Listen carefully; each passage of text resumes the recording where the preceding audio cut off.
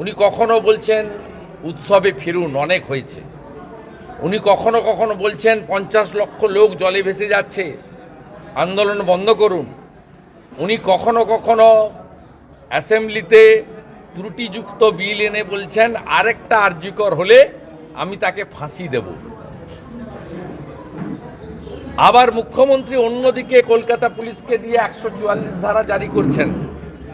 টালা থানা এলাকায়, শ্যামবাজারে, ধর্মতলায়, রানী রাসমণিতে, হাজরাতে, কালীঘাটে, কলকাতার মেন প্লেসে যাতে কর্মসূচি কেউ করতে না পারে।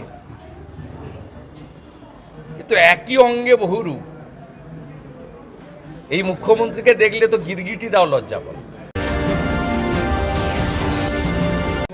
প্রশাসক হিসেবে যেটা আশা করেছিল পরিবার, সমাজ এবং সবাই, সেটা আমাদের সরকার করতে পারেনি, পশ্চিমবঙ্গ সরকার করতে পারেনি। নইলে পুলিশ জেলে যায় কেন? আমার যদি বিপদ হয়, আপনার যদি বিপদ হয়, আমি তো প্রথম থানায় যাব। আজকে থানাদার যদি জেলে থাকে, ধর্ষক তো জেলে গেছে, তার তো আমরা ফাঁসি চাই, যত তাড়াতাড়ি হয় তত ভালো। কিন্তু থানাদার জেলে গেছে, এই তো পৃথিবীর কোথাও হয় না। পুলিশ মিনস হচ্ছে লোকাল প্রোটেক্টর। সিবিআই, ইডি তো অনেক পরের ব্যাপার, সিআইডি তো পরের ব্যাপার। কিন্তু যখনই কেউ ইনসিকিউরিটি ফিল করবে, ফিয়ার সাইকোসিসে ভুগবে, থ্রেটেন হবে, সে প্রথম তার লোকাল পিএসে পৌঁছে যাবে। থানার পুলিশ গেছেন, এটা তো রাজধর্ম পালন করা হয়নি। আর আরেকটা বিষয়, বাসরণীতে আজকে দেখলাম যে এক শিশুর মৃত্যু হয়েছে, তারপর এই ঘটনায় কেন্দ্র করে কাউন্সিলর খুব অন্যায় হয়েছে। এবং আমি ধন্যবাদ জানাবো যে কলকাতার উপরেও দাদাগিরির বিরুদ্ধে জনগণ এগিয়ে এসেছে। যেভাবে ওখানকার লোকাল শাসক দলের নেতাকে, যিনি পুলিশকে বাঁচাতে এসেছিলেন, তাকে যেভাবে পাবলিক তাড়া করেছে, it's a very good symptom. পশ্চিমবঙ্গকে একমাত্র বাঁচাতে পারে জনগণ। জনগণের ভয় কাটিয়ে যদি এগিয়ে এসে সমস্ত জায়গায় অন্যায়, তোলাবাজি, সিন্ডিকেট, চমকানো, ধমকানো, পুলিশ কেন পার্টির কাজ করবে? পুলিশের তো বেতন আমরা দিই, সবাই মিলে দিই, ট্যাক্সের টাকায়। আমি এমএলএ, আমি একটা দলের লড়েছি, জিতেছি, কিন্তু আমি তো সব ভোটারের এমএলএ। সরকার একটা দল থেকে যেতে, কিন্তু সরকার তো সবার জন্য, সবার সরকার। এই যে বোধবুদ্ধি ভাবনাটা বাংলা থেকে উঠে গেছে। আর একটা প্রশ্ন, আজকে চিকিৎসকদের একটা বিরাট মিছিল আজকে দেখা গিয়েছে, দাদা একটু এই দিক থেকে তো আরো বেশি হয়েছে মিছিলের লোকজন। হওয়া ভালো, হচ্ছে ভালো। মানে এটা কি আলটিমেটলি বিচারটা পাওয়া যাবে? কারণ 55 দিনে পা দিতে যাচ্ছে, এখনো পর্যন্ত জাস্টিস কি মিলেনি। বিচার চাইছেন? কি ধরনের বিচার চাইছেন? ওরা চাইছে অভয়া যাতে বিচারটা। শুনুন, দুটো পার্ট আছে। সিবিআই কি করেছে, সিবিআই কি রিপোর্ট সুপ্রিম কোর্টে দিয়েছে, সুপ্রিম কোর্ট কি করবে, ইটস নট মাই সাবজেক্ট। আর আমার অধিকারও নেই সুপ্রিম কোর্ট নিয়ে, সিবিআই নিয়ে বলার। আমি যেহেতু পশ্চিমবাংলার এলওপি এবং পাবলিক রিপ্রেজেন্টেটিভ, আমি যুক্ত থাকি। আমার নিজস্ব ফাইন্ডিংস হচ্ছে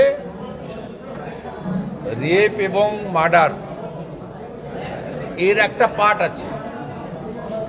এতে সঞ্জয় রায় একা করেছে না সঙ্গে কে ছিল, ওটা ইনভেস্টিগেটিং এজেন্সির ব্যাপার, সেটা নিয়ে আমি বলতে পারবো না। কিন্তু আমি যেটা বলবো সেটা হচ্ছে, সরকার তো আছে, সরকারের যে কাজগুলো, পোস্টমর্টম, ক্রিমেশন, এফআইআর, এনকোয়েস্ট, 5 দিন কলকাতা পুলিশের হাতে ছিল, তদন্ত এবং এভিডেন্সকে আপনার প্রিজার্ভ করা,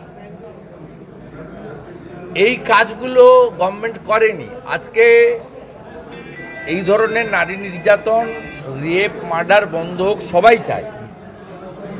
কিন্তু ঘটনা যে ঘটছে না তা নয়, অন্য স্টেটে ঘটছে না, বিজেপি রুল স্টেটে, নন স্টেটে, এটাও ইস্যু নয়। উত্তরপ্রদেশে ঘটলে যোগী আদিত্যনাথজি তার পুলিশকে কিভাবে ব্যবস্থা নিতে অধিকার, স্বাধীনতা দিচ্ছে আপনি দেখুন। আরজি করের পরে বদলাপুর ঘটেছে, সেখানে আপনার অ্যাকিউজডকে কিভাবে শিক্ষা দিয়েছে দেখছে লোক। সেখানে একনাথ শিন্ডে, দেবেন্দ্র ফাডনাবিসরা ইন্টারফেয়ার করে না পুলিশকে।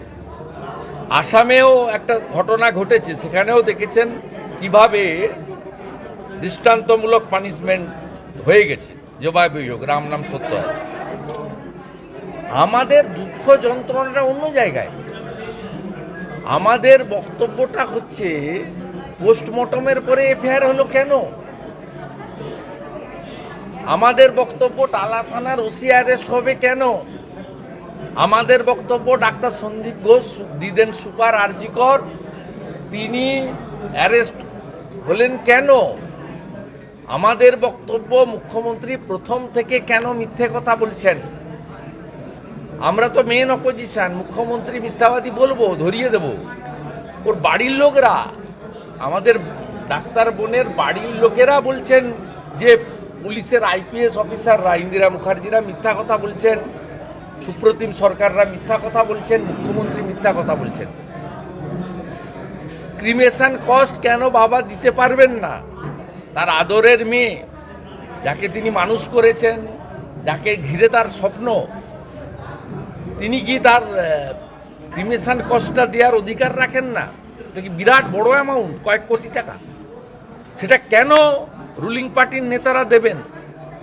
ক্রিমেশন সার্টিফিকেটটা কেন এক্স কাউন্সিলর নেবেন? ওনার বাবার যদি মানসিক অবস্থা তখন ভালো না থাকে, অন্য কোনো রিলেটিভ নিতে পারতেন।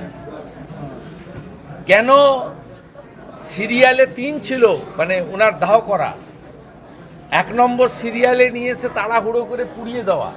এই প্রশ্নগুলো অমীমাংসিত। এই জন্যই রাজ্য সরকারের উপরে মানুষের ব্যাপক ক্ষোভ। এই জন্যই মুখ্যমন্ত্রীর উপরে ক্ষোভ, কারণ তিনি একাধারে স্বাস্থ্যমন্ত্রী, একাধারে পুলিশ মন্ত্রী।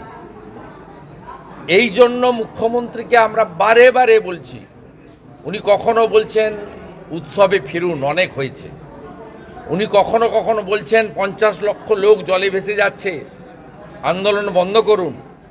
উনি কখনো কখনো অ্যাসেম্বলিতে ত্রুটিযুক্ত বিল এনে বলছেন আরেকটা আরজিকর হলে আমি তাকে ফাঁসি দেব। আবার মুখ্যমন্ত্রী অন্যদিকে কলকাতা পুলিশকে দিয়ে 144 ধারা জারি করছেন।